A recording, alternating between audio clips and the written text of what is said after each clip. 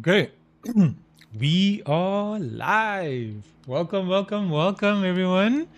Um, we are live at the Sebring School Circuit here on the Mons Ultimate. Sunny Florida, tiny track, but it packs a lot of bumps and character and chaos per kilometer than anywhere else on the calendar. Welcome, Andre, my co-caster, as always. Looking forward to this one. Yeah, thank you for having me on once again. It's going to be a very interesting one. I heard a lot of people having a lot of worries about the fact that it's a short track and there's so many cars on such a short piece of tarmac. But this is going to be yet another interesting round as we get to the final stages of this championship. So this is a lot of make or break, especially in the hypercar class, as we see a very populated grid there in that class, and that can throw a huge spanner in the works for Kleinans and for Moath. Yeah, absolutely, man. 3 classes on a track. It's barely 3.6 kilometers long. It's going to be a pressure cooker. Once again, traffic management, it will define this race. I think actually more than ever, because it doesn't matter what your raw pace is here, the traffic is going to be insane. That's going to be the main thing that you need to worry about.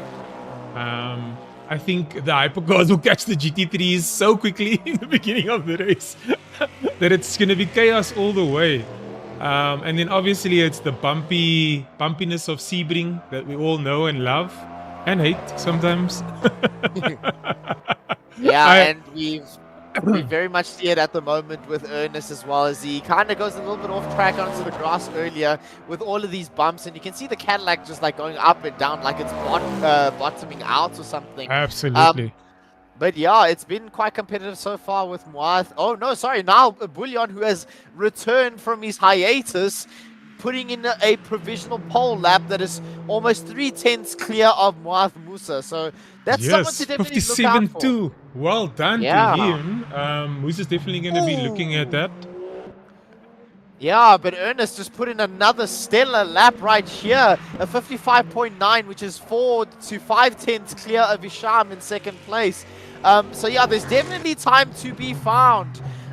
But it's really interesting how these drivers are like approaching this circuit. Yeah. Because it is quite an awkward series of corners that deviate from the traditional layout.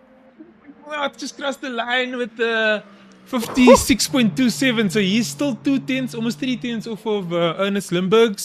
Looking good there. Neil Greening just set a 1 minute flat, and Henko van der Berg beats him by 3/10 and goes over the line with a 59.8. Yo, this is a short track. It's so weird saying 59.8 and not 159.8. With the competition only 3/10 behind him, and then Rob van der Heever, obviously that was a banker, so he wasn't really pushing. Isham Domingo goes through on a 55.8 and Ernest Limburg's with the 55.7. Oh my word, it is heating up with 6 minutes to go. Let's look at the GT3s. We got Estienne Pretorius here. Is it his first time racing with us here? No, it isn't. I think it's his third time, if I'm not mistaken. Okay. With the Awesome, RTA team.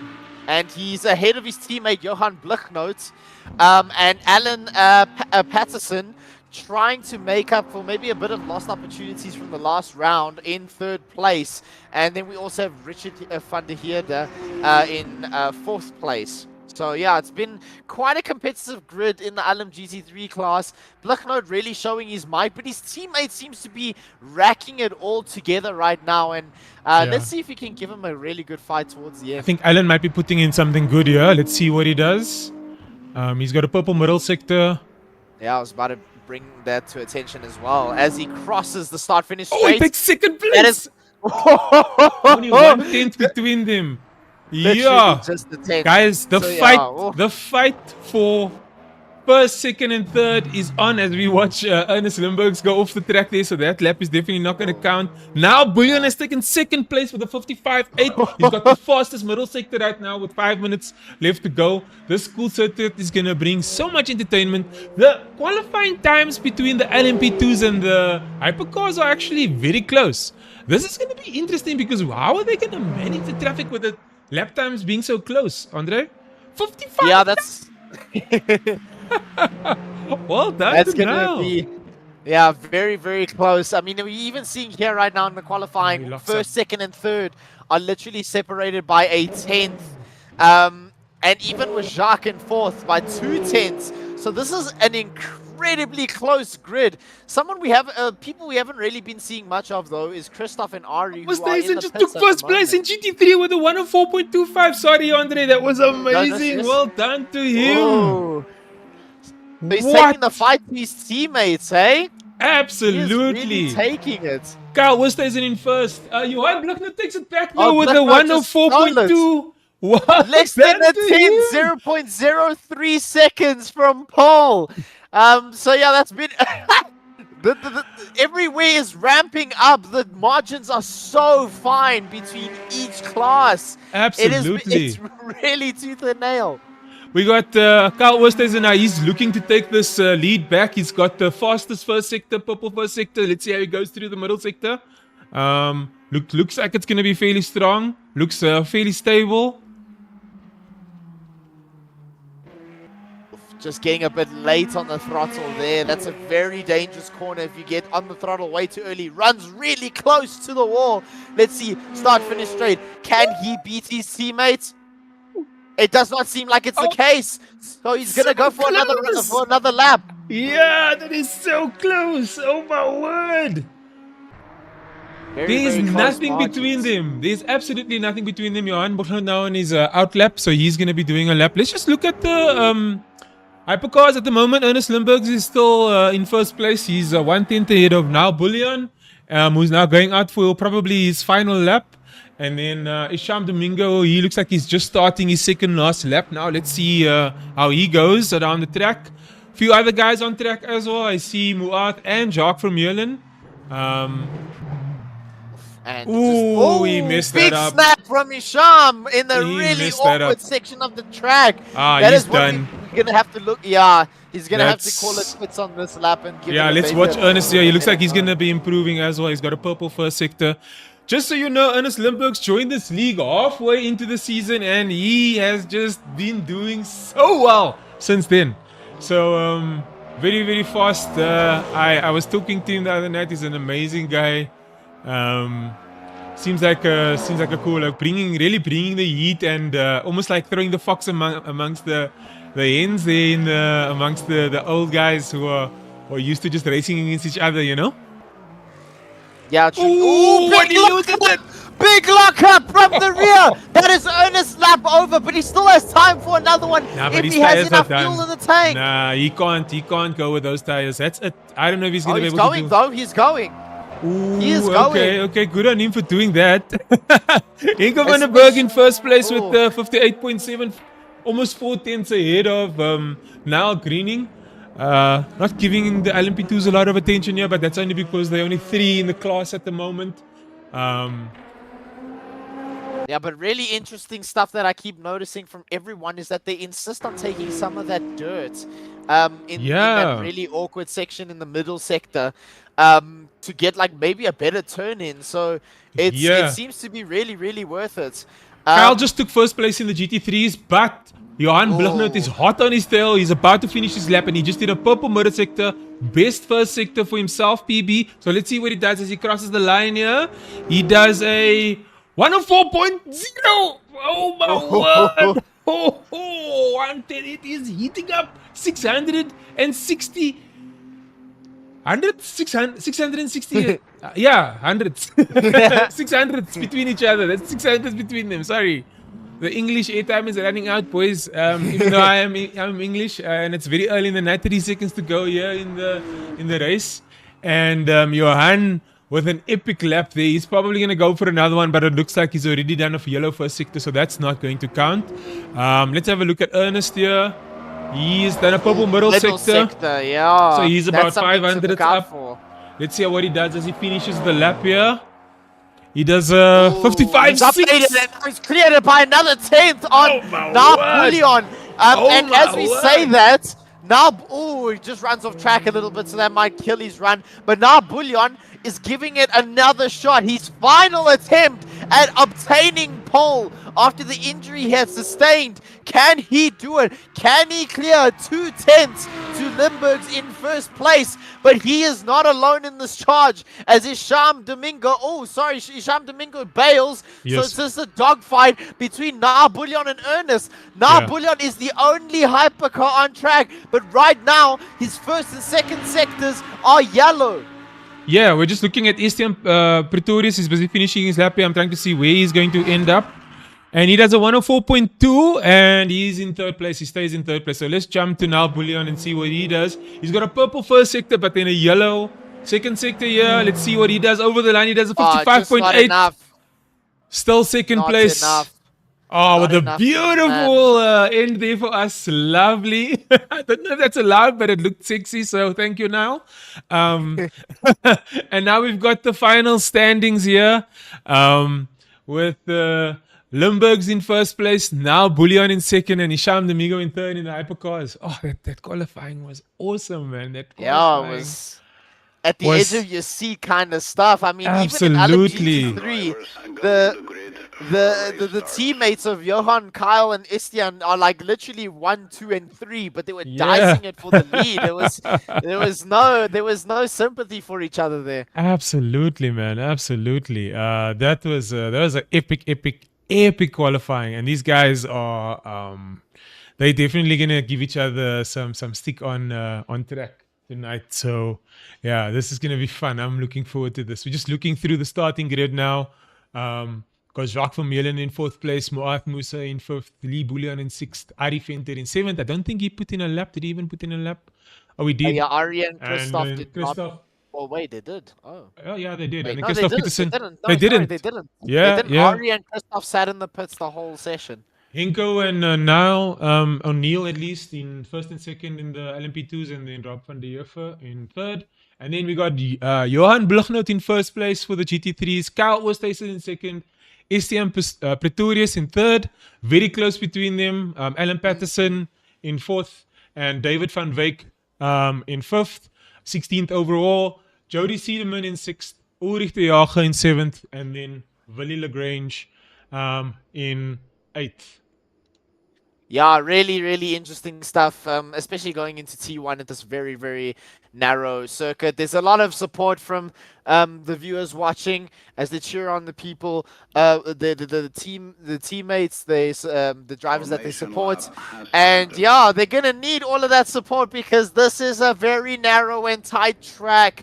This first lap is going to be over before we even blink it. It is an incredibly small and tight circuit, and I think there's going to be some calamity, or maybe we'll see if everyone behaves. But in the hypercar class, you will bet it that they will they will very much give it a good old run. But Moath, controversially, is starting in the pit lane. What? Did he not? He is starting in the pit lane, so is Christoph. Christoph is still in his box as well. I don't know if he's having some technical difficulties. Grab your snacks, boys. Grab your snacks. Tighten your belts. So what's the Sebring School Circuit? It's about to teach everyone a few hard lessons. Here we go. The engines are roaring. We're about to go, boys. I am so excited for this one. Let's see what Ernest Limburg does as the light goes green. And we are go at Sebring. Yeah, they're off the line. Really good start for Ernest there. Not so much for Niall. It seems like Isham and Niall are maybe combating a little bit. Not so much, really. At the back of the grid, we also see some dicing between the GT3s, but nothing too bad so far. So far, so clean. Everyone seems to be making it through the first sector quite relatively safely. And Ernest is just building up. Oh, there's some contact there with Alan. He manages to catch it, and through goes the Porsche. And Alan just loses a position there in that scruffle. But very much, like, not too much argy-bargy so far. Everyone seems to be behaving somewhat. But this is not the time where we're going to see the most calamities. I can assure you that when the traffic starts to become an issue, we're going to see a lot of split-second decisions, whether that be good or not. Yeah, we got Moath, Musa, and Christoph. He's still in the pits. Moath heading up the back of the field. And then He's about to get lapped already. Yeah, in first place, right behind him. He's kind of holding him up, actually. He needs to actually give way because he's a blue flag. Yeah, so, he really needs to get away. And if Ernest cannot get... Oh, he tapped into Moath! They must go on track! What is happening? Oh, he's got some damage in the front. That has really killed Ernest's run. Oh, that is terrible news so far. But Ernest has still managed to somewhat keep the lead, while the Hypercars at the back with Isham and Jacques, they are fighting. They are quite close, bumper to bumper right now. And this maybe helps Ernest a little bit. But Moath has to get out of the way because he is being lapped by his fellow hypercarman. So yeah, this has thrown a spanner in the works. Yeah, the circuit is so small. He's got Isham behind him. He's got Niall behind him. He needs to make a way here. It's unfortunate. I actually want to hear from him what happened after the race, because it's unusual to see him start from the pits. That was kind of crazy. Yeah, very, very unusual.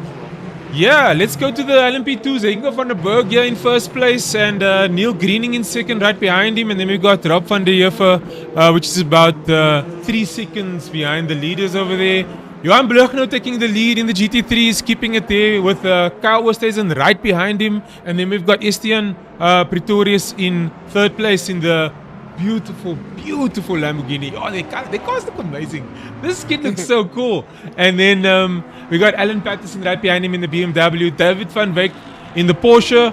Ulrich de Jager in 6th place for the GT3s in the BMW. Jody Siedeman in 7th, and Willie Lagrange in 8th place in the Ferrari.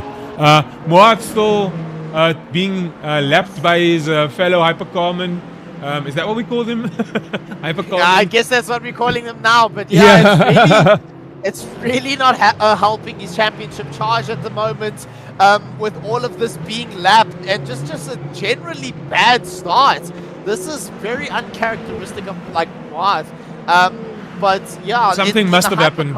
Something must have happened. Something must have went wrong, or just a last-minute change that was badly timed. Yeah. But this is allowing Ernest to run away with the lead, and for Niall, I wouldn't say Niall running away from the lead, because it seems like Isham is very, very close. So this is going to be a very intense battle for P2. Yeah. And like I said, we're 4 minutes into the race, but the GT3s are going to be caught by the hypercars very, very quickly here. Sorry, I have to take our attention away, because Isham and Niall are battling at the current moment for P2. They're going into T1 side by side. Niall runs very wide, trying to give him some space. He manages to hold on to the car just narrowly there, needing to get off the throttle a little bit, but that allows Isham to get into P2 with Jacques hot on his heels. And it's a brilliant move. He almost pushed Jacques off the track there just to get the position, but we'll have to look at that. I wish we could see the replay of what actually happened there. But it looks like Jacques is going to try and just stick with him and maybe be patient and try and get that place back. Yeah, that's honestly the best that he can do at the moment, because it seems like Isham really has a lot of this under control so far. But again, when that traffic comes in, that's when we're going to start seeing a lot of these split-second decisions, the make or break decisions that dictate how the race unfolds. Yeah, so how does this bumpy surface actually affect the tires of the cars? I mean, I know the temperatures are also kind of higher. It's in the high, the air is in the high 28s, 30s. So, and the track is quite bumpy. So how does that actually affect your tires when you're driving around this track, tight track? I would say it mostly affects you under braking or in the final sector with those kind of long rides and left-handers. It becomes difficult for some of that grip to be maintained. But the braking, specifically with the bumpy surface, makes it very difficult because it's just unsettling the car, which makes the brakes lock up a lot easier. So obviously if you lock up, that's flat spotting, and that's a very big issue within the hypercar class. And as we are talking about that, Ernest is starting to lap traffic in the GT3 class, and yeah, this is where it's going to start getting really, really, really interesting. Yeah, he just went past Valila Grange, and he's now approaching making lights. He just went past Jody Siedemann, and now he's going to go for Ulrich. The traffic, there's yellow flag. The traffic management, this is crazy, dude. It's very intense, and I'm just seeing Isham as well try and navigate through it. Also Jacques almost ran into an LMGT3 driver in the back, but he made it off scot-free. Now Bullion is hot on his heels, so he's trying to make up for that unfortunate incident where he went onto the grass. So yeah, he's fighting tooth and nail with Jacques at the moment, and this traffic is really helping him get closer and closer. Yeah, man. It's so cool seeing them bob and weave through the track. I really thought it was going to take like 10 minutes, but it was barely like 6 or 7 minutes, and the hypercars had caught up. Sorry, Isham just bumped one of the GT3s out of the way. I think that was Alan. But they seem to be off scot-free. But there was another contact. Isham just ran Pretorius off the road. So what is happening with this traffic management on Isham's side? He's being very overtly aggressive, and that is just, it's affecting other people's races right now. So this is the worries of the circuit right here. Yeah, and Jacques Vermeulen somehow got a position there in all that chaos. So that is actually, or was he second, or did Isham lose the place to him? No, Isham was second. He lost his place. Yeah, he lost the place, right? Yeah, that's what I thought. Yeah, he managed to come out in front of Niall Bullion, which I thought was quite interesting because Niall Bullion was really, really close on Jacques' gearbox. But jeez, just look at all of this chaos. That's very close for comfort. This is too much. Isham is taking no prisoners here. He's taking no prisoners, bro. And I can imagine that it's frustrating these GT3 drivers, especially the top three. They're trying to fight for the lead. But Isham knocks the leader just out of the way a little bit there. And if this continues, there's going to be a lot of angry people in this race. And that's just really unwanted on the grid right now. And I can assume Isham is trying to make it through the traffic as efficiently as possible, but might just be making too many bad calls. And that's what I was saying at the start of the race. It depends now on who can make those judgment calls, who can make the most efficient but yet safest calls to get through traffic. Yeah, I'm just trying to see the yellow flag. Is that Lee? We got Lee Bullion, who is out of the race completely. He's DNF. Yeah, he's got a DNF. And we still got Christoph in the pits, and then we got Jody Siedemann as well. So there must have been something that happened between them, or something that happened. Maybe we missed both of those incidents. But I think the traffic here has definitely played a part in some of these DNFs. That's definitely something that's causing problems. Now it looks like the hypercars are through all of the traffic, so they're gonna have some clear air for a bit. And next up, I think it's the LMP2s to get through the traffic, which is also going to be interesting. Enko van der Berg now going past the GT3s there. But now Bullion and Isham are really, really close in their battle for P3 at the moment. So now it's just a matter of who missteps with the traffic, as Isham, he just dips a little bit onto the dirt, but it gets a better line than Niall out of that section there. But Niall is really hanging on, trying to make sure that if Isham makes a mistake, he can capitalize immediately. Absolutely. And I think this fight is just going to keep going for a while. I'm also want to keep an eye on the Kyle Oosthuizen situation with Johan Bluggenhout. It looks like he's just following for now. He's kind of being content. I haven't seen him make any moves as yet. So, yeah, this is the two big battles on the track at the moment between now Bullion and Isham Domingo, and then we've got Kyle Oosthuizen and Johan. I don't imagine that they are fighting each other right now. It doesn't look like it. Maybe Kyle, maybe they're on comms together. I don't know. Yeah, it was very similar in the Bahrain sprint race, where these two kind of just follow nose to tail for a little bit. And yeah, I think it's just mostly just that they're very equal on pace, and that makes it very difficult to launch a move because there's no directly fast driver. Because if the person in P2 was a faster driver, he would be able to have more of a chance at launching an attack. But Niall, speaking of launching an attack, Niall is dangerously close to Isham, but he thinks better of it. He thinks it's a very dangerous corner. He's not really close enough, but he opts for the wider line, cuts back late apex. Can he build up some speed against Isham? Maybe, because it's 3/10 between the two now. So can Niall get any bit closer to Isham, who is also in the same car as him? But no dice. But we are seeing some traffic up ahead. And, there might be an unsafe rejoin from Rob, but it does not affect anyone's race. This is intense stuff. Yeah, Niall is really putting on the pressure here. He's doing the most to keep his car nice and big in Isham's rearview mirrors. And with this tight track, the opportunities are few and far apart. So he has to be really, really, really patient. Just wait for Isham to make a mistake, and then hopefully be there to take advantage of that. Yeah, that's very much the name of the game. But yeah, it just seems like very much a dog fight between Isham and Niall. And yeah, it's quite intense at the current moment. Yeah, I'm also looking at Kyle has dropped back about 1.4 seconds now behind Johan. So Johan looks like he's putting his foot down and getting on with it, and looking like he's gonna build a comfortable lead now, heading into the last 7 minutes before. I think it's probably 7 to 10 minutes before they start pitting. I wonder how their tires are looking and what they're starting to think about as they approach the pit window soon. What are your thoughts? Yeah, before I give you my thoughts, just wanted to update that Bullion went a little bit off track. So Moath, who's been lapped, has unlapped himself. But he might just have to give back that spot again because he's being lapped. But the traffic is starting to play a role again.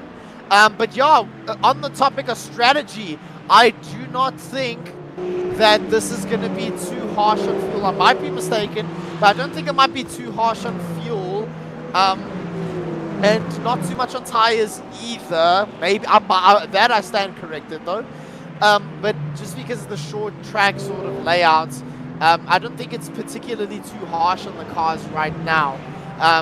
So we'll maybe just see the drivers try to extend their stints for quite a substantial amount of time, just to eke out how much distance they can put in these stints, which will be interesting to watch. Absolutely.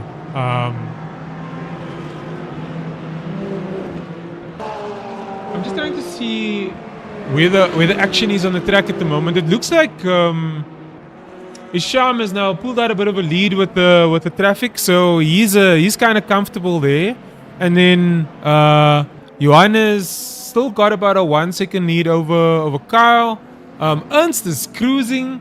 He's about almost 3 seconds ahead of Jacques van Meulen, and yeah, the only fight we really have is between Isham and Nal, and that's not even a fight right now.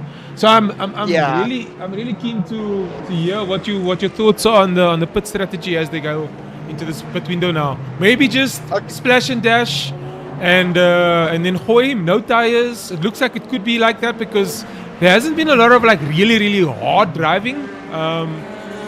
But there are quite a few fast corners, and that could be wearing on the tires.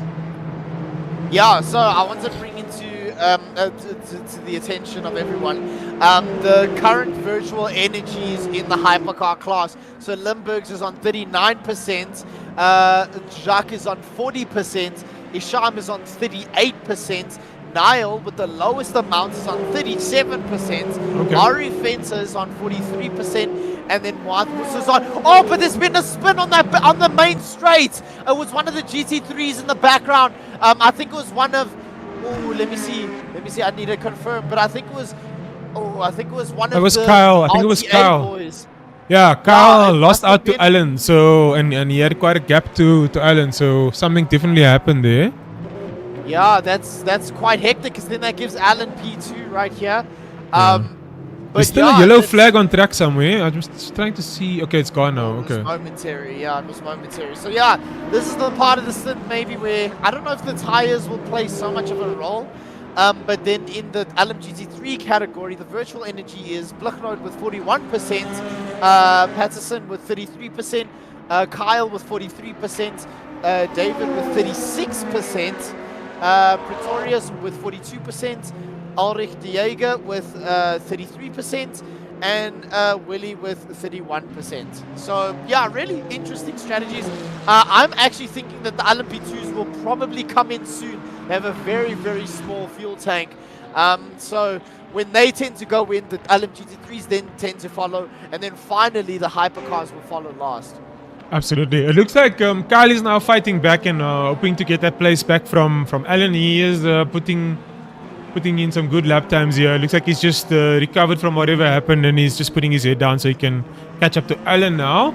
But he's also got David right behind him, about 1.2 seconds right behind him, and then Estienne is in 5th place with 4 seconds behind him. There is a blue flag, so there's traffic here for is this Ari? Yeah, Ari's trying to come through the traffic. And I'm just looking up here who else is fighting up and down the track. Jacques is in 2nd place, Isham is in 3rd. He's pulled away from Niall now. He's about 3 seconds ahead of Niall.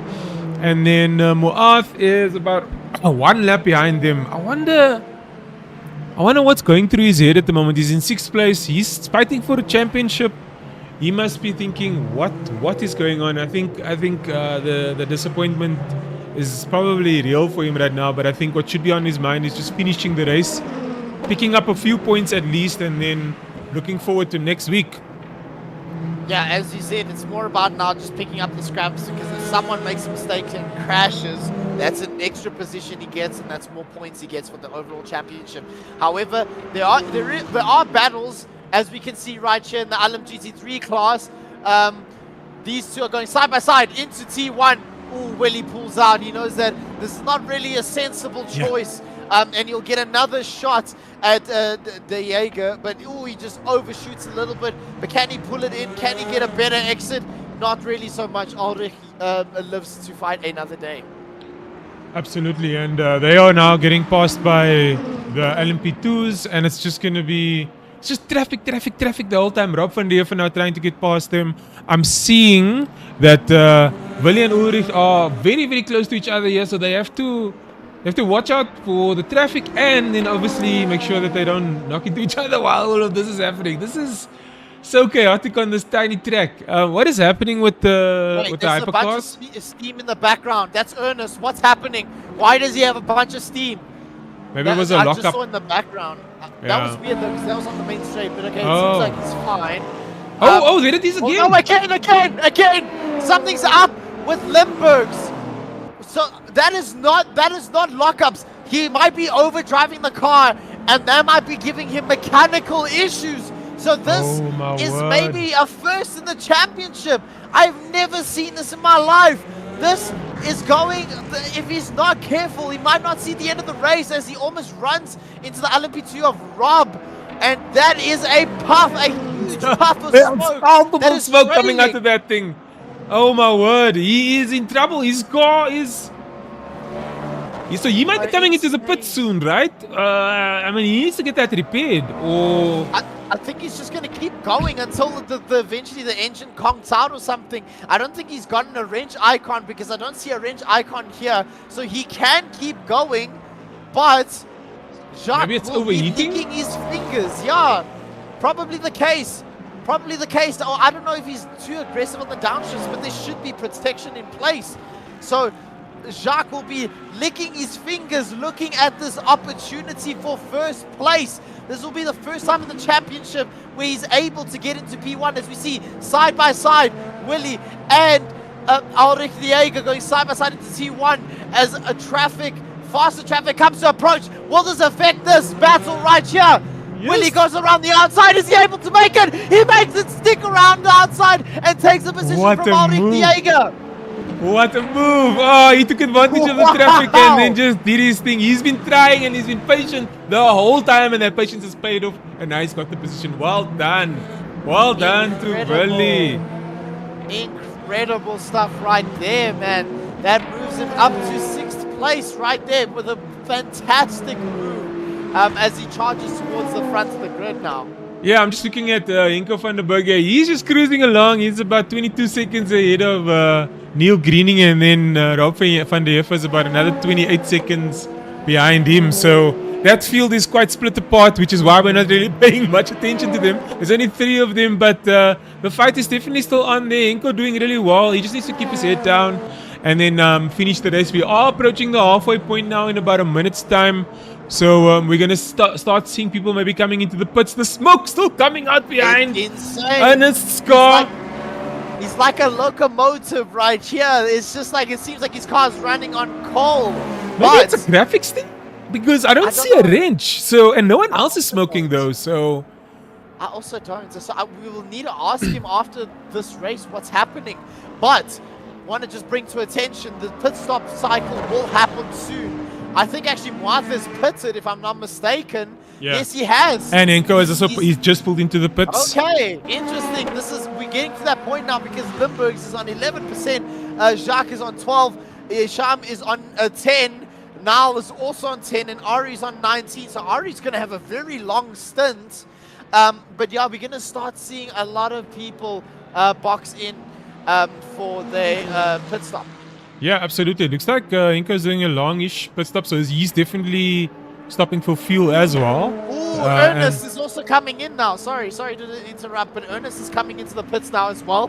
Yeah, we have to keep an eye on him and see how long he stops for. I mean, that's kind of early, so I'm sure he's done this on purpose. Yeah, maybe he is gonna get all of that stuff repaired and see what he can do. There's a yellow flag on the track somewhere. I don't know who it's for.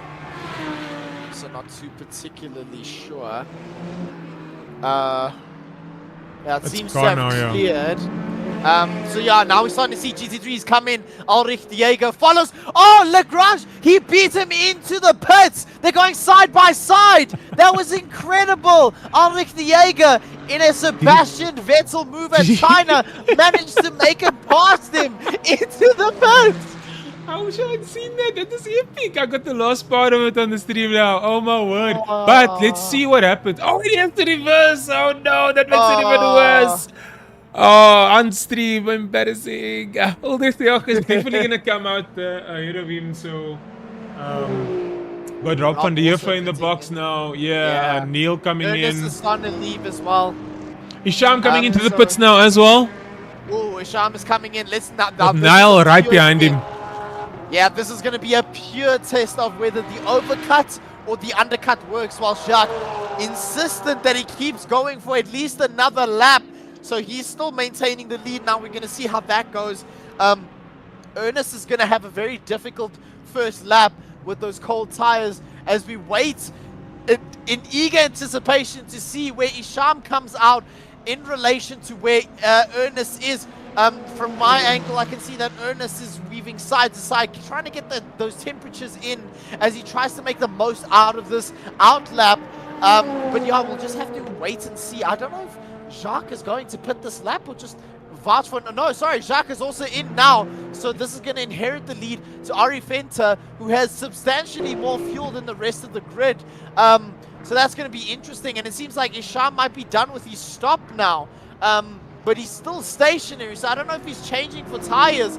But Ernest is coming very close. He's coming out now. Oh, yeah, Ernest is going to inherit the lead. But by how much is the question? Yeah, I think by quite a bit actually. Yeah, he looks like he's quite a bit ahead there. But Ari still. Oh, he's just coming to the pits now. Looks like it. So he's the last hypercar to pit. And then we should have the right order again. Jacques still in the pits. I don't know. These guys are pitting quite long, so it looks like they've really filled up their tanks again and had to refuel completely. Jacques actually pitted, I think, a lap or two before Ari Fenton did, if I'm not mistaken. So Jacques should be coming out now. His tank is full. There we go. He's gone. Let's see. Ernest is very close. He's having to deal with some traffic getting through. But I think Jacques is just on the unlucky end of the stick because Ernest is going to cruise by him as he crawls until the line. But we'll just see how these strategies pan out. But it looks like the undercut is working a lot better at the moment. Yeah, I think now all that hard work that Willie put in to go past Ulrich Diego is now 1.2 seconds behind him, and he's going to have to work to get that place back now. Probably just going to keep his head down and see how he can catch up again. I'm sure if he's got the pace, he will be able to catch up. We're looking at Alan here. He's about... Oh, so he's pitted. So Alan has pitted. Okay, so everyone from fourth downwards has pitted. Yeah. But the top three, so it seems like the RTA boys have opted to go out for a little bit of a longer stint. But if the hypercar class is anything to go off of, maybe the undercut seems to be the stronger choice. Yeah, I mean, Alan Patterson is really sniffing the rear of David van Wyk there, getting really close into the corner. So he's looking to get that fourth place. I think he might just make the move soon here. Really close. He's going to get a very good exit on the Porsche as he's sniffing David going down this back straight. Will David defend? Will he let him? He lets him go down the inside, opting for the outside line, maybe to try and maybe just switch back on Alan. But there we go. Alan gets the clean spot move, comfortably. That was very clean. Well done to Alan, man. That was, I mean, he was patient. He didn't cause a ruckus. He just took it and went for it. Very well done to him. Oh, but David is getting quite close again. I don't think he's going to be able to launch a move into T1. Let's see. No, he opts against it. So, Blicknote is coming out of the pits now with 76% virtual energy. Pretorius is filling up the tank. So is Kyle. I think actually maybe Kyle is coming out now. But yeah, it seems like Alan is just way too far back to capitalize on this current situation. But if they change for tires, the warmer tires is going to be a bit more advantageous. But we'll just have to wait and see. Absolutely. We've got David van Wyk now trying to get his position back from Alan Patterson. He looks like he's upset about that. Alan took it too cleanly. Maybe he's going to put the fight to Alan. But then we've also got Esteban Pretorius here looking to catch up with Kyle. He was about half a second behind him, and then he made a mistake now and then lost some time to Kyle. So these guys, I think they're just going to try and settle in here and then hopefully make it to the end for the last 16 minutes of this race. Looks like traffic is going to start playing a part here. Ernest's car still smoking. I swear that's a graphic. That's a graphic thing, I'm sure. I think that's just something weird with the game. Maybe, I want to hear. If he wins the race, obviously we'll do the interview with him and we'll ask him what is going on there. I'm just looking at Estienne and Alan, very close battle here. Yeah. This is a very, very, very, very close battle. And there's traffic. To manage. Moath is going to lap Alan. It's going to hold him back a little bit. But Moath, not too confident, but he almost runs into Pretorius. There's a bit squiggly on the exit for Pretorius. Is he close enough to go on the offensive on his teammate? Are they going to work together to build a gap from Alan? Or are they going to fight? They're going to fight side by side. Pretorius runs into his teammate, runs him wide. Alan is licking his fingers at this prospect. He gets on the inside. He takes out Kyle. Kyle splits in the last corner and he runs into his teammate. Kyle takes out his teammate David. David continues going. This is insane. I did not expect that. They bunched up and there was too much contact and it eventually ended in heartbreak. But Estienne has some breathing space to the rest of the grid, so that's a comfortable sort of gap to manage for P2. I'm so glad we got that on stream. I'm so glad we got that on stream. That was epic. Oh, wow. You want to call that thing?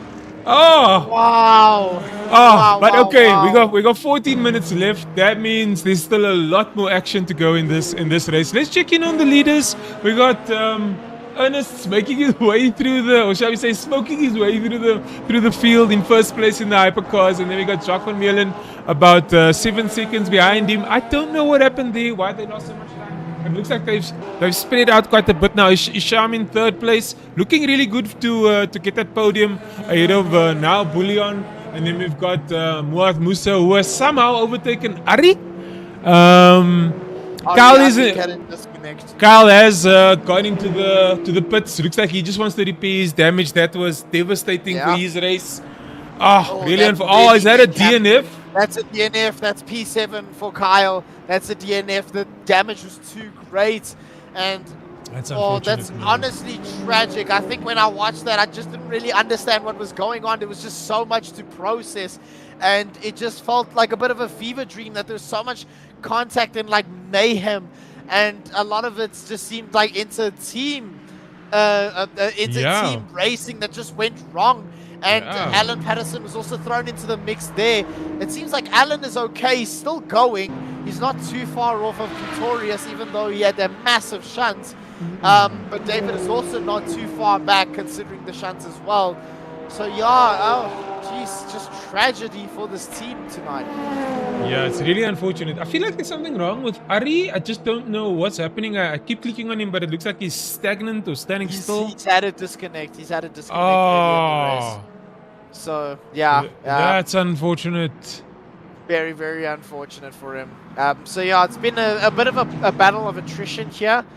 But it just seems like the leaders of each class are leading quite dominantly. Ernest, Henko, and Johan Blicknoot. They have all been dominating quite comfortably and haven't really had too much of hiccups in this race so far.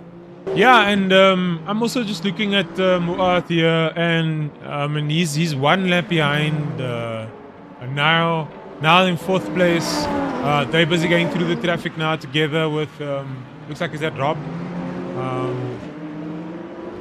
It is Rob, and then David van Wyk ahead of them there. Why is... Okay, that's because Ari disconnected. I keep seeing Ari's name pop up on my thing. Really unfortunate. unfortunate. It keeps throwing me off completely. But let's go to Willie now. He looks like he's trying to. Whew, these two have been fighting like the whole race, and it's just been side-by-side action, and it's been quite a grueling 30 minutes for them as they try to make the most out of their situations. A little bit of a squiggle there from Ulrich as Willie gets a bit of a better drive, but does he have the straight line speed? They're going side by side down the back straight into that final corner as that Cadillac is puffing smoke in the background. Down the inside goes Willie. Will he be able to keep it? Will Ulrich Diego have a better line, a better drive onto the main straight? It seems like Willie has been able to win this battle so far, but can he win the war between these two?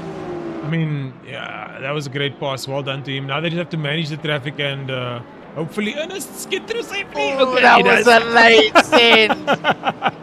The smoke. I think the smoke is causing a distraction on the track.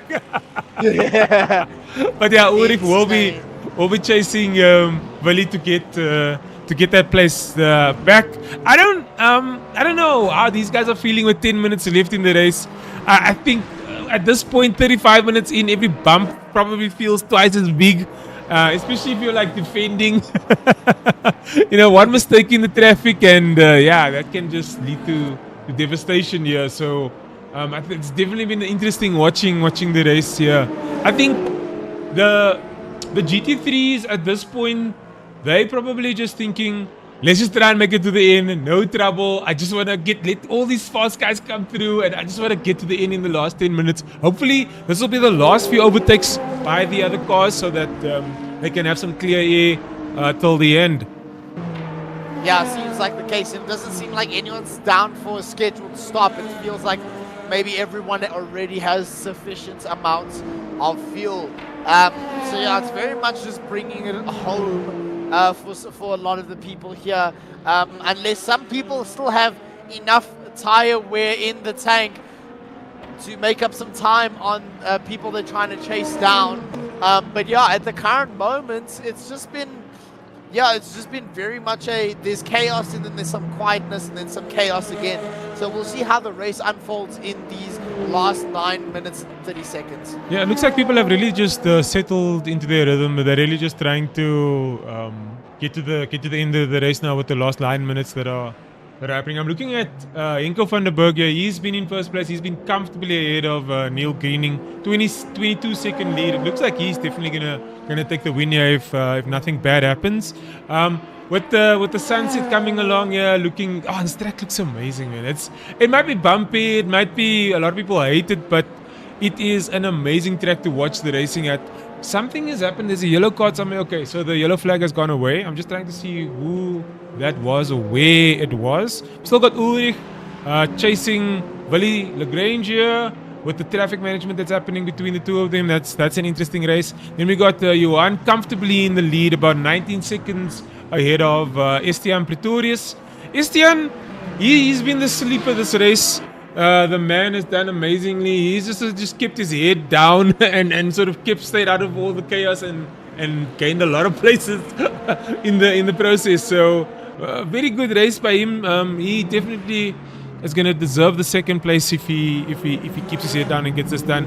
Alan is about 4 seconds behind him, and he's got a bit of work to do. Oh, is that Neil that just went off? LMP2, yes, it is Neil that had a bit of a spin then. LMP2 class. The LMP2, definitely a very chaotic car to drive on this type of circuit. The bumpiness and just the sudden uncertainty of grip. As we also see Ernest in the background trying to lap him in the locomotive. And just a little bit of a snap there as he cruises past. But so far, so good for these two. So will this be the last time we see this version of the LMP2's race, or do you think everyone will move over to the other one for future races, or what do you think is going to happen with this car? So we'll see what happens with this car. For Monza, it's going to remain the same spec. It's the restricted WC version. But yeah, we'll see the future of the LMP2 class within this championship in future events. But there might be more things in store for this car and potentially another class, but there's still a lot to look forward to. But at this current moment, we're still remaining with this current spec of car. And yeah, we'll just have to take it from there. Absolutely. I'm just looking at the standings here. Ernest looks like he's making his way through the traffic nicely. No real incidents. Jacques van Meulen also doing well in second place, and then Isham, he's in third at the moment, trying to keep that podium. Also managing traffic, trying to get through a few people here. He just went past Henkel. I'm looking at Johan Blugnout. He's been stellar. Did he just lap Willie? Oh, he did. He might have. Yeah, it looks like he just left Willie. Yeah. Yeah, I was like, wait, is Willie fighting Johan? But no, Johan actually has just left him. Wow, that is how fast he is. Oh my word. Wicked pace from him. That is crazy. Well done to him. I mean, we haven't really spoken much about him because he's been in the lead for the entire race. Basically, there hasn't been much fighting. Yeah, he's 20 seconds ahead of Estienne Pretorius, and yeah, he's probably going to win this if nothing bad happens in the last 5 minutes of this race. I'm just looking at the DNFs here. We got Lee Bullion, Jody Siedemann, Kyle Oosthuizen, Christoph Peterson, Ari Venter. That's 5 DNFs in one race. That's a lot of victims. Shame, man. This track has claimed quite a few victims tonight, but I'm happy that there are more people that have persevered, pushing through to the end of the season. I know the field is looking a bit smaller, but even this field right now is bigger than the first race we had in the previous season. So I think this season so far with the last race coming up soon has been a great success in my opinion. I've really enjoyed it. If you guys have enjoyed the season so far, please do leave a like and subscribe if you haven't done so yet. I mean, the work that everyone's put in here, you can see that it comes through in the races, the stewarding, the organizing, and obviously the commentary. But we do this voluntarily because we love it and we love you guys. So yeah, just a big thank you to everyone involved. The season has been so awesome so far. One race to go after this, and then yeah, we'll close it off and hopefully we'll bring you season 3 soon after that. Yeah, truly exciting season. 3 classes on one track, just like how it used to be in the WC seasons of yesteryear. But yeah, it's just been very incredible. The storylines that have taken place. Moath versus Kleinans. Then we've also seen down the grid Johan Blugnout versus his teammates, and specifically David. We've seen some new entries, some old faces. But yeah, it's been an incredible season, and this has been an incredible lead up to the final race of the season at Monza. So yeah, really interesting stuff. I'd say if there was a driver of the day, I would maybe say Jacques, because Jacques, through all of the battling and just insane circumstances he has found himself in, specifically him, has been able to persevere, but not even just persevere and come out on top to get P2. He claws down the pace from Limburgs from time to time. It fluctuates between the two, but this man has been on it all day today, and has only been around a tenth or two slower than Ernest's best lap time. But it seems like he is really very much on pace right now. But interestingly enough, Ernest has 29% virtual energy, while Jacques has 35%. So who is more on the money between these two? We'll have to wait and see in the next 3 minutes. Yeah, I mean, it's about 3 laps left till the end of the race. I think they'll be okay. Probably, yeah. Yeah, I think I don't think there's any concerns about how much energy they have left or fuel. But what I did notice that over the last few laps, Jacques has made up quite a bit of he's closed the gap quite a bit. I think it was like 7 or 8 seconds. It's down to 5 seconds now. I don't think he's going to be able to obviously catch up to Ernest, but he's catching up with the smoke that Ernest is putting down. You can see it in the front there.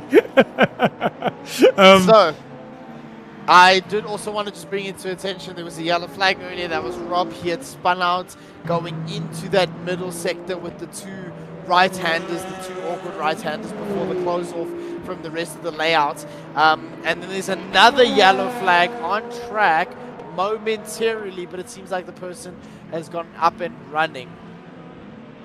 Yeah. What was I? What was I? What was I saying? I was talking about Jacques before we closed the gap, so I don't think. Sorry, got an bullion. He has lost his rear wing. That means he might be out for the race. Yes, he's pulling to a halt on the side of the main straight. Something big, catastrophic has happened to him. That's another position for Moaz Musa that he's obtained that will help his championship fight. That is both bullions out of the race. That's another DNF that we add to the list of DNFs. Yeah, so that gives Moaz the 4th place, right? That's that should give him the 4th place. Drive to survive tonight, eh? 6 people out of this race now, and that is devastating to be 1 minute 2 laps away from finishing the race and then just throwing it away like that. I don't know what exactly happened, but that's really, really unfortunate, man. Very unfortunate from his end, and that's just a rotten way for the race to end on his end. But yeah, it's just Sebring giveth and it taketh away, and I think very much what happened was that final corner bit him way too hard, and the car snapped and he saw the wall, and it just took his rear wing. So that takes him out of the running with literally 35 seconds to go at the current moment. Absolutely. We are about to be going into the the tires. It looks like the tires are not there for Ernest anymore. But yeah, I was about to say we are going into the last. Soon we're going to go into the last lap of this race, and we're going to be watching Ernest finish the race here in 1st place. Looks like he's gonna. Is he actually gonna cross the line now? Is this gonna be the end of the race? It should be the end of the race, if I am not mistaken. So Ernest is coming up. He should be finishing this lap, but just to make sure, we'll just wait until we see confirmation from the game. Going down the inside of Alan. Alan should also be on his final lap, if I'm not mistaken. But Ernest is on course. Yes, it looks like he's celebrating. Ernest is on course and has won for the first time in the Evening Dash in the Hypercar class. We have yet another new winner, and for the first time we have a new manufacturer on the top step of the podium, who is followed by Jacques with an impressive 2nd place, as Ernest is trying to do some donuts in the distance. But then Isham rounds up the top 3 in P3, while we have Henko with yet another dominant performance in his class, but he's slowing down. He is going the same pace as the GT3, so I don't know if maybe he doesn't have a lot of fuel, but he just wants to make sure that he gets to the end. But rounding the final corner and onto the final straight, Johan Blacknode once again showing his dominance in the LMGT3 class by a staggering gap between his competitors who have already pitted because they crossed the line before him, but significantly behind him in terms of intervals. Yeah, and Vali got the place from Ulrich finally, so he got the job done and got 5th place. And Henko yet again has won in the LMP2 class, as well as he also does donuts in T1. So yeah, interesting scenes here at Sebring in the school layout. Yeah, it seems like people really enjoyed this race. Unfortunately, there were 6 DNFs, but that story is as old as this track, which I think is even older than World War II, if I'm not mistaken. Someone can correct me in the comments to say how old this track is. I know it's flipping old, man. This thing is like one of the oldest tracks in the world. That's why it's still so bumpy. Give me your thoughts as we cool down from that amazing race. That was a lot of entertainment. There was, they raced, but they kept it fair mostly. I think that was definitely very, very good multi-class racing, top tier, as it always is here in the Project Vapour Evening Dash. Closing thoughts, Andre? I think my thoughts are that we should stop listening to the drivers as much, because these short and tiny and narrow layouts are really interesting to watch, to see people try and make their way through an insurmountable the group of cars in this multi-class field. But yeah, my thoughts on this is that yeah. It's seeming like it's ramping up for the finale. We'll just have to see in relation to the drop rounds. But it seems like that Yihan and Moath will take this probably to Monza, and then we'll just take it from there and see how they finish up. But Blicknote is probably going to round out the championship. He's been dominant from day one. And Chris as well has probably built himself a good enough gap so that like days like today where he he wasn't able to make it isn't too much of a hindrance on his end championship wise. So yeah, I think it was an interesting race. There is confirmations now from Ernest that the car was indeed smoking. So to manage it to the end is an impressive feat, and I'm very curious to understand how that happened. But yeah, interesting stuff, especially in the LMGT3 class where there was that insane battle for P2 that ended disastrously. But yeah, what's your thoughts? My thoughts are, where are the winners? I want to interview them. We'll just ping them. We'll ping yeah, them. let's ping them. I don't see anyone in the waiting room right now, but I'd like them to come join us. I'd actually like to talk to Ernest and hear what he has to say about his like he calls it, his Snoop Dogg car. Yeah, but I mean that was really cool multi-class racing. Sebring always brings the action, and then we're gonna have even more at Monza next week. Oh my word, the finale! I'm so excited for it. I think it's gonna be an epic final race of the season. It's been a brilliant season so far. I'd like everyone who's still watching to leave a comment. Let us know what you thought so far of the season. Let us know who you think might be taking it going into the last race of the season. Who are you supporting? Who do you think are going to be the winners and losers of the season? Yeah, truly that. So we have confirmation from Henko that unfortunately cannot join the broadcast for interviews. However, Blicknote and Limburgs is waiting here, so let's just drag Johan in. Mr. Blicknote, congratulations on yet another dominant win. It seemed like a very well-controlled race in a chaotic race that some of your teammates haven't had the best of fortunes with as you guys had competed in the race and as it progressed, especially when the traffic came into play. But yeah, just walk us through what was your mindset and how you approached the race and how you managed it to get another fabulous P1. Evening, guys. Yeah, I just kept my foot flat. Blocked the faster cars in the slow corners so they don't slow me down too much, and I just listened to the teammates fight it out at the back, having fun and having some laughs. Nice, man. Well done, Johan. How are your arms feeling right now with all that turning? You don't really get a break on this track. I haven't gotten the feeling back in my arms. Still waiting for that. No, well, man, well done, and that was a dominating performance. But what was the thing that you struggled with the most during this race? I would just say it was the braking. So I had to lift and coast a bit to get the BMW to stop. As the other cars, I don't know, they have better brakes, and I think they use parachutes to slow down. Yeah, just a lift and coast, and somehow it gave me a bit of extra lap time. Yeah, and did you perhaps? I know you had a big gap to your competition, but at the end there. But were you pushing at all at the end, or was it just really just saving the whole time? Is that why you were coasting, or?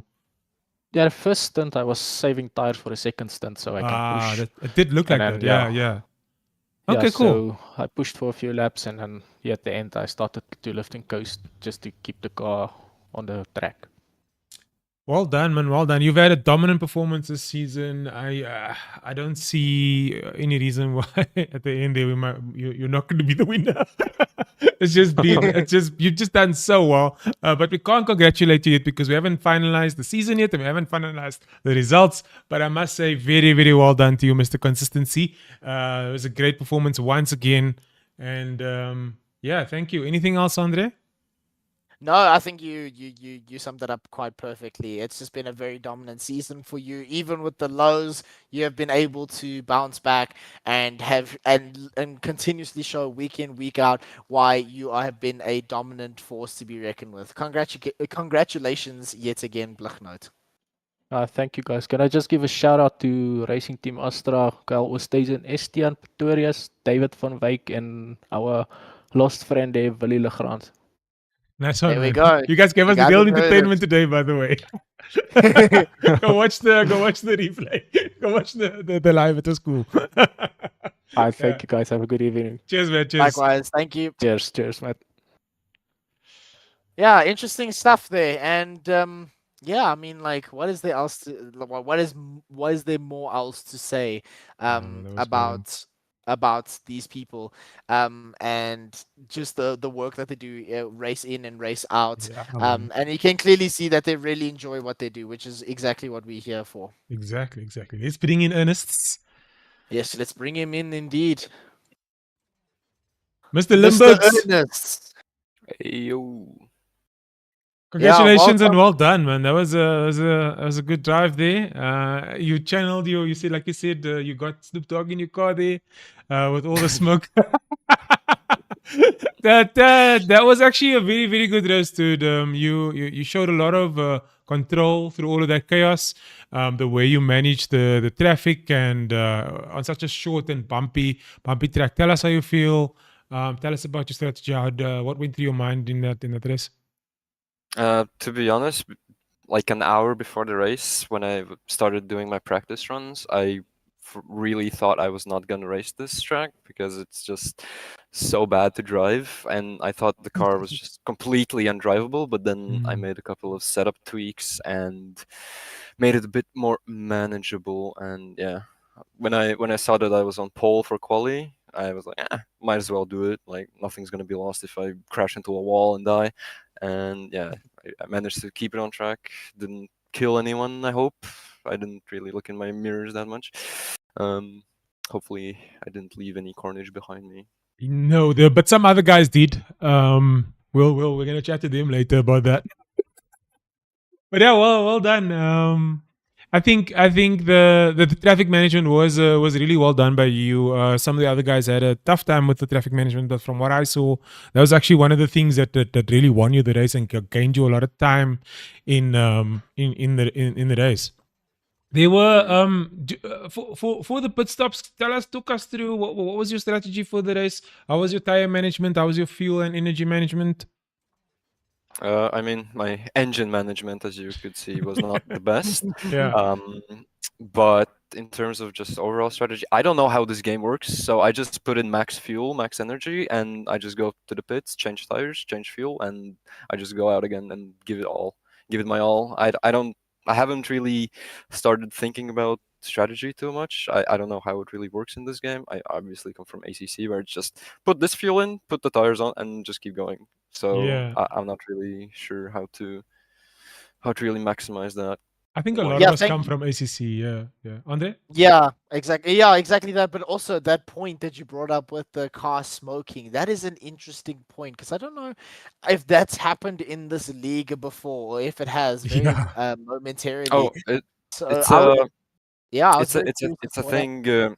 I think it's a thing with esports setups. They have the ducts set down pretty Oh, close, even okay. though it doesn't do anything. I've tested it out in Monza, like either having fully open or fully closed ducts, it doesn't matter. The top speed stays the same. I guess it's like you can maybe get like an optimal water or oil temperature. I don't know if like that affects anything, but yeah, I always forget to open the ducts when I load in a new esports setup. I mean, and yeah, this time my engine started smoking halfway through the race, and I was like, oh yeah, okay, now what?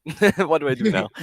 And I mean, I just started, I don't know, lifting and coasting a bit more, short shifting a couple of times, and yeah, it didn't blow up, so I guess I did something right. How are you Yeah, no, feeling? that's that's interesting. No, because for us, we were kind of just Yeah. anticipating that something was gonna go catastrophically wrong when we started seeing that. So yeah, congratulations on managing that so well. Yeah, exactly, thank you. exactly. I was just gonna say, now that we're heading into the last round at Monza, are you feeling? What's your confidence levels going into Monza? Is it a track Oh, you I enjoy? absolutely hate it. No, Oh, I you hate hate it. it? You hate it? I hate it. I hate it. It's like as I always said, it's like the Dust 2 of racing games. Mm. It's like the most overdriven track ever, right next to Spa, and I don't understand why. Like it's so boring. I don't get it. I hate lapping it. The only thing, sometimes some good racing comes out of it, but it's just annoying to drive for me at least. Exactly. Okay, well done, What an man. interesting That take. was a good race. That was entertaining for Yep. us as well. Actually, the race claimed a lot of victims. We had 6 DNFs, so well done for surviving, I guess. Yep. Thank you. And yeah, we will hopefully see you next week, man. Thanks again. Yep. You. Bye bye. Congratulations. Thank you. Thank you. Cool. I think that's it for the for at the race. I don't think we're gonna have any more interviews. That was actually pretty awesome. Congratulations to all of our class winners, the hypercar winners, the LMP2 winners, the GT3 guys. I mean, Sebring always brings the action. It's a pressure cooker. It's bumpy. You have to almost earn. You can hear people were almost tired after that race because they were just frustrated with that track. Nobody really enjoys driving it, but everyone loves watching people drive it. Truly, And truly. it really is about survival. And Monza is also going to be about courage and commitment again. That's going to be craziness. Everyone's bringing the end game, and there's going to be championship points on the line. So yeah, your thoughts going into next week and wrapping up the race tonight. It's going to be interesting. I think we're going to start seeing a particular set of cars start to come alive on those straights. I think Ernest and maybe Peterson are going to be very quick there because of the straight line speeds. I mean, we've seen him.